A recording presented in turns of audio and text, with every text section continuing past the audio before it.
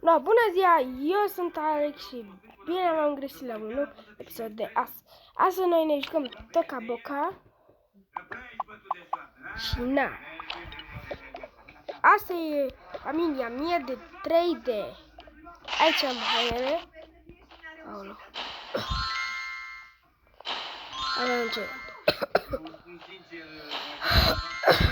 Asta e bună haine.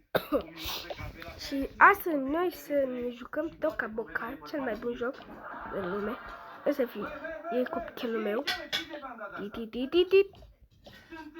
Și da, eu sunt din firi, copilul, Ana, e boy.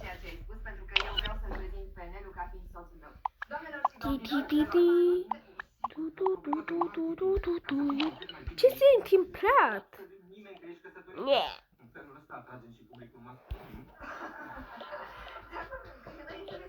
Nu vreau să fac calendare cu mine în costum de baie. Vreau să rezolv problemele pacienților mei. Așa, iubit. Îmi place cum gândești. Deși făceam bani buni pe calendarele în costum de baie. Da. Ce se întâmplă? Domnul, cum nu v-am reținut numele? Horia.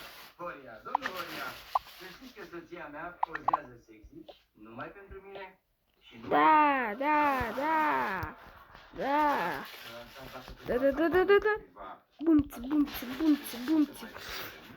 Bumți. Să dăm drumul la muzică. Stai.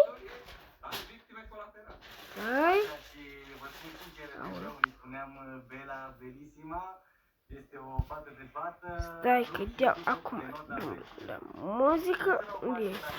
Aolo.